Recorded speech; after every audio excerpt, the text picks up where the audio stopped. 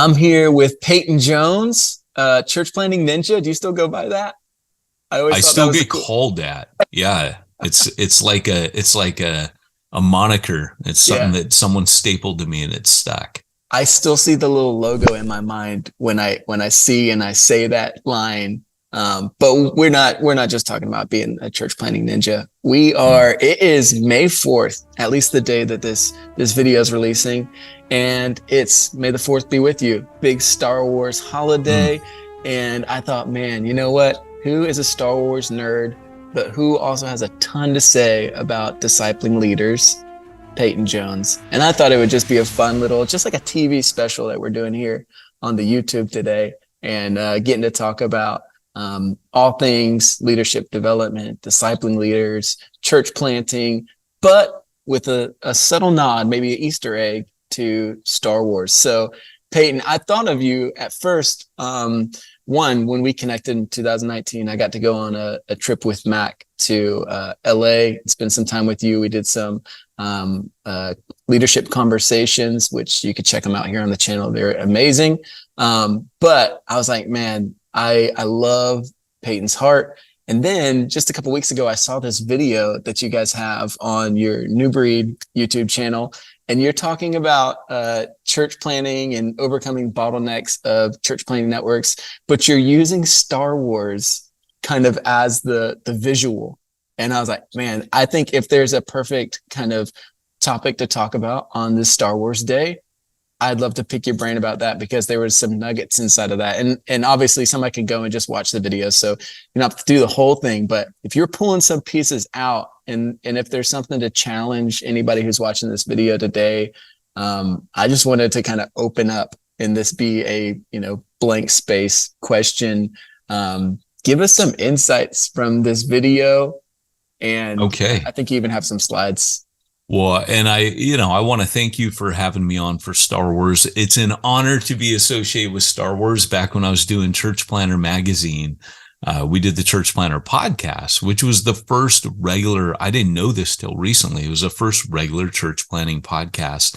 But anytime there was Star Wars content drop, we would be kind of like the TV shows in the 80s. And tonight, a very special episode of Blossom, and that was always the drugs episode, but Yeah, yeah. whenever Star Wars dropped something, we would just stop everything. And the episode that week was going to be us analyzing the content, talking about the movie. And recently we rebooted it again, and we literally covered like 3 separate shows in one go, because we're like, wait, we took like a couple years off, now we got to cover Obi-Wan, we got to cover all this. So happy Star Wars Day to all of you. May the 4th be with you, and don't forget Revenge of the 5th. So that's important too. The next day is also the sequel. I love that. So on this, it's funny because like with Mac, right? Mac is Leadership Pipeline. He and I recently shared a session at Exponential, because when I think Leadership Pipeline, I think Mac Lake. Like there's just no one better at it, right? So and that's not really my expertise, but it is the number one bottleneck to multiplication. If you don't have a leadership pipeline in place, then you're not going to be able to multiply. So I'll share real quick so you can, hurry up and get into the Star Wars, hey, shut up and show us the Star Wars. Here we go. You did give us a little Star Wars teaser in your background. I do see the helmet. Thank you for that. Yes, absolutely. I actually went and got that out. That's in my secret nerd cave. That's not so secret, but I had to bring that out and have it, you got to have the props, right? Yeah. So first off, Paul's boast was in Romans 15 that he had fulfilled the ministry that God gave him. And you go, well, where he says, so from Jerusalem all the way around to Illyricum, I have fulfilled the ministry that God gave me, proclaiming the gospel of Christ. And then he wants to go on where Christ isn't named. Well, you think to yourself, Paul, how'd you do that? And of course, you see all the pictures at the bottom where Paul has all these different partners in the work. And that's what Paul did. He actually planted multiplying networks all over the Mediterranean. So when he says Jerusalem to Illyricum, that's the Mediterranean. And so he has 7 reproducing multiplication networks. He couldn't go into every hamlet, town, and village, but he could go into the hubs. He could plant Ephesus style catalytic hubs, and he could do it. But that's his third missionary journey. Let's just back up and look at Star Wars for a second. The bottleneck. Here's the deal. On Paul's first missionary journey, he learned to plant. And I like to tell people, Paul's first missionary journey, he's learned to swing a Jedi, learning, a lightsaber, learn to swing that around, learning to use the Force. And he's not quite ready to face Vader yet, but he's getting out there. And then second missionary journey, he realizes with Galatians, I didn't train enough people up and deposit them behind me. I kept taking Barnabas and, John Mark with me. Yeah. So on his second missionary journey, he starts training everybody. So he becomes Obi-Wan, right? That's his second missionary journey. But on his third missionary journey, that's where he sets up Dagobah, man. He's got like his little Jedi training academy in the Hall of Tyrannus in Ephesus.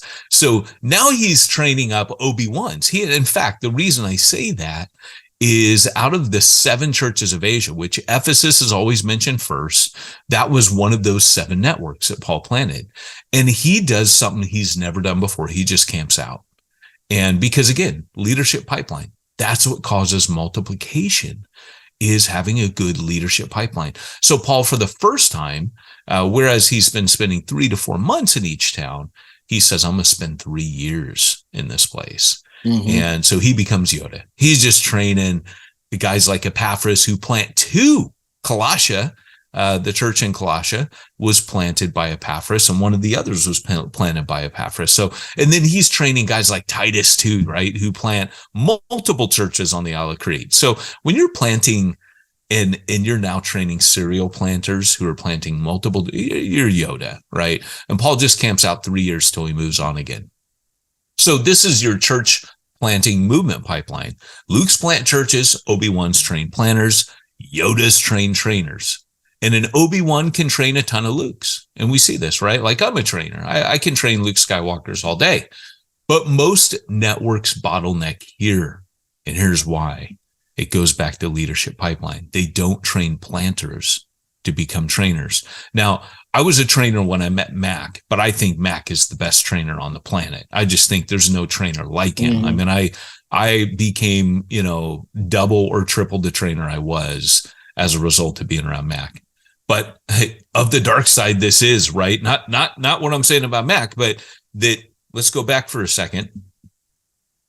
Most networks bottleneck because they don't train planners to become trainers. So, sorry, that's my train. Speaking of training, I did there, but you've got, the Lukes here. Maybe there's this way you particularly see this in different countries, and Newbreed works in a ton of countries, but you'll see someone who's the Obi-Wan. They're like, oh, that's our church planting trainer. And that church planting trainer, stays there for 20, 30 years. But look at Mac, right? Mac's a Yoda. Mac's like, I don't have to be the church planting trainer. I can train up Peyton Joneses and Charles Campbell's and Rick Duncan's and Mike Say's and, just train up a bunch of other people to be the trainers, right? So Mac had kind of solved this problem early on. And so the reason I say of the dark side, this is, because you got to do that in a Yoda voice. Yep. Trainers need to let go of their position and empower others to create movements. Because if you go back again, those Lukes, they 10, 20, 30, if that Obi-Wan guy, that trainer stays there forever, stays there too long, now there's all these Lukes that are now at the point where they have so much to train. Mm-hmm. They have so much to teach others. And that's what we've got to do. We've got to have a pipeline that's a training pipeline that creates that leadership pipeline. Planners should become trainers, and trainers should become trainers of trainers. Lukes need to become Obi-Wans. Obi-Wans need to become Yodas. And then master trainers lead to movements. Now you've got multiple Obi-Wans you're training up who are training multiple Lukes. That's movement, right? That's what we talk about, multiplication movements now. And when you have enough master trainers, you create a Jedi Masters Council. Yeah, see what I'm doing? Yes. We're getting deeper into the prequels now. Yes. Right? This is Phantom Menace, baby. This is a room full of masters that are hanging out, and they can serve a nation. Like imagine you've got like San Diego County, and there's like these Yodas, man. They've just trained so many planners, so many trainers of trainers. And then a master council innovates missiology, right? Which is like discovering new force powers. That's where the good stuff starts to happen. And the first thing Jesus does is he builds a team hardwired for this kind of multiplication. And he's got his Yodas in mind. Like, this is the kicker. We're going to finish on this next slide. Jesus had a plan for multiplication movements way back in the Gospels. You know, there's those three that are his Yodas, and he knows they're the Yodas. The other guys are probably like Obi-Wans. But James is going to be remember we talked about all the networks around the Mediterranean? James was the network leader. He was the hub leader of Jerusalem. That multiplied all the church plants out in Judea and the rest of Israel. Those are the Jewish churches. John goes to Ephesus, right? And then Peter. These are the three. Jesus is always taking them aside, takes them up on the mount. You know, he asks them to pray with him in the Garden of Gethsemane. Like, they got special treatment. Why? Because Jesus is pouring more into his network hub leaders. And again, that just signals back Jesus's multiplication pipeline. So lastly, you got Peter going to Rome, right? He's kind of a weird hybrid. He starts off kind of being the guy that causes all the catalyzation throughout Judea, but then he goes to Rome. And that's kind of the amazing thing about that. You know, if I can stop my share now, you can't. I'm hitting the eject button, but it won't let me. So there we go. Finally. All right. Hey, so when you just ended with Paul and headed to Rome, it's like first thing I thought of is, man, one, that is like the fact that you just said all that in probably like 5 minutes is phenomenal. But to the point about Paul going to Rome, everybody wants to be Paul. Everybody hears his story like, man, this is phenomenal. And then you think about his journey to Rome and how many like strong like pastors or leads or leaders would be crying, you know, just to have taken the first step or to get on that slave boat or whatever the thing is. And this speaks to Paul's multiplication, you know, because it's Peter that was that hub leader later. But Paul, when he is writing Romans, like, he's never been to Rome. And he writes chapter 16, which is just greetings. Now think of this. These are all the people he's trained and worked with on his other journeys.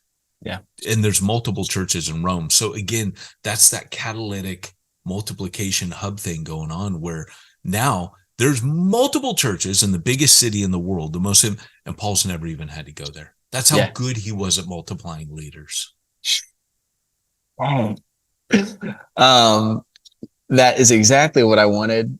And I have a follow-up question, because in hearing that, sometimes I think pulling the takeaway for the pastor, for the church leader, is difficult. One of the first things that I noticed when you started telling the story, though, and this might help with the takeaway for the leader, for the pastor, for the person who wants to, you know, do a great job discipling the leaders around them. When you said when Paul moved from taking, you know, great disciples like a Barnabas and a John Mark, it's through friction where John Mark departs, you know, mama's boy, you know, however your take on John Mark is. Oh, that's my take. You know, and he's gone. And then, you know, next journeys, this is like opens up. Okay, that's not a problem. That's a great opportunity for development. I don't know if that's a great spot for you to jump off from, but what I'd love to do is, the leader who's listening to this today, or the Star Wars nerd, what's it like thinking about this? What's the assessment? What's the takeaway a leader can ask themselves? And, you know, how can this change and impact, or make the impact they have greater for the kingdom? I think that's really good. You know, we do so many different things, but we were called to make disciples. And if your ministry is not making disciples, and I don't mean like teaching from the pulpit, that's not discipleship, actually. That's just teaching. The Bible calls that teaching. Teaching is a component. It's 1/3 of discipleship. The other part is time, spending time with the people, like Jesus did those three. And then the third thing is taking them on mission. So teaching, time, and tactics. And tactics, you know, if you think of how Jesus made disciples, excuse me, we might call it training. Like, for example, we say we train leaders, but isn't training just another fancy word for discipling leaders? I mean, isn't that really what it is? That's what Jesus did. So when you look at training leaders, I would ask leaders, are you actively taking people with you? Is it the Peyton Jones show? Or is it, what Dave Ferguson calls being a hero maker, taking others with you? Like there's not much I ever do in ministry these days where I don't, like Jesus, take others with me who would benefit from either watching me model something or having the ability to do something that contributes to that. When I baptize, I make sure that the person that gets baptized sticks around to baptize the next person. Wow. Because they're called to make disciples and baptize. We're all called to do that. So I give them that opportunity. And I think when you're working with people, just constantly giving them ministry, that like sharing ministry out, that's what Jesus did with the 12. And that to me is the key to leadership multiplication, is share what you're doing. So that would be maybe the challenging question I would give leaders out there. Yeah. Are you doing that? Are you making disciples? That's what was on the job description. In what you were talking about with Star Wars, overcoming the bottlenecks of developing leaders, Church Plantology is your book. You talk about it a lot more. Quick overview, Church Plantology. Give us just a little bit of what a leader can, a leader or church planner can get from that book. Yeah. So really on that, we have 3 overlapping circles, because what we're trying to do is keep people from church starting, which is where you get, a sexy church name and a flashy logo and an awesome website, and you grab a bunch of cheesed off Christians from other churches and, you do the next best thing. And all you're doing is just shuffling Christians around. It's musical chairs, but with churches, and so what we've tried to do is go back to first century. What made the church a danger, like in a good way, a dangerous way, like a force to be reckoned with, to the point where they're like, we just got to kill these guys, right? Because the only way we can stop people like Paul is to take their head off their shoulders on the Appian Way. That was really inspiring to me, of what if we started planting like Paul did. And that's kind of been my ministry, is my unmaking. I've been like a human Rubik's Cube, where God smashed me with a hammer and rebuilt me. Like I never solved the secret to it, but as God was putting me back together in my ministry in a European context, started getting reassembled, it looked a lot like the book of Acts. And so I began to lean into that and train that. Well, there are principles you get out of Acts that are timeless. And so we call it church plantology principle. It's not starting a church, it's planting. You sow the seeds of the gospel, you water through discipleship, and the church springs up. A church is the effect, not the cause. If you focus on church planting, you end up church starting. If you focus on discipleship, you end up having a church plant. And so that timeless principle, we call those the plantology principles. Scripture, what do I see the apostles doing? What did I see Jesus intentionally training the apostles to do for 3 years? And then the next thing is global missional practice. Does it work out there in the world today? Did God build that stuff to last? And by the way, a principle is different than a method. A method is faddish, and it's anchored to culture and times. But a principle is timeless and it's cultureless. So we're looking for the principles. And then the third circle that overlaps is church history. In times of kingdom expansion, surely if this is from the scripture and it works in best global missional practices today, then I would expect in church history, where the kingdom of God was rapidly advancing, I would see those principles emerge again. And so that's what we do, is we also pack the book with, hey, you saw it with this person, that person in church history. So where those 3 circles overlap, that's where you have a plantology principle. And we just outlined 10 of them. There's more. But there's 10 in the book. Yeah. Man, probably all somebody can really ingest without being overwhelmed by. I think really what you do it really well, making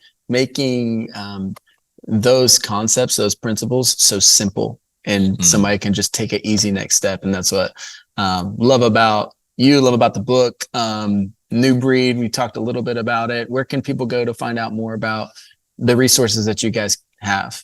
Yeah, they can go to newbreedtraining.com. And since this is showing on May 4th, it may not be too late for some of you to sign up. On Star Wars Day, go figure, the Plantology Yeah. cohort is starting up. There may Oh, not be space sweet. anymore, but you can maybe check it out. There might still be time. It runs 6:30 p.m. Eastern, 3:30 Pacific time. So depending on when this is shown, there might still be time to register and catch it and maybe join it. So Yeah. Hopefully you watching can get in there. If not, hopefully they run it back or something. But there's a ton of ways to get connected with what you guys have. I told you, Peyton, when we were connecting earlier, that I feel like I have a million things that people can do to get more. But when you said Acts, I was reminded one of the things that you're a part of is Through the Word. It's a free app. It's incredible. I'm actually going through it. I've gone through Acts twice with somebody that I did not know that you knew until we got on this call, but Bill Welsh. But in the announcement for the update now, in the app, I heard that you are going to be doing not a commentary, but a walkthrough of Acts. And I'm so pumped for that. People who are watching this, go download Through the Word app. It's phenomenal. And you get to hear Peyton talk about Acts. I think it's live now, you said, right? yeah, went live this week. Sweet. Cool. Yeah. I'm chapter 24 right now. So I'm nearing the end. He's heading to Rome and about to get shipwrecked. And then I'm going to start back at the beginning because I want to hear your take on it. But man, Peyton, I'm so pumped that you could do this call. I love talking with you. I feel like you bring the California vibe so strong. I feel it so comfortable on these calls with you. So, man, I appreciate you, everything that you guys are doing. And may the 4th be with you. And also with you, brother.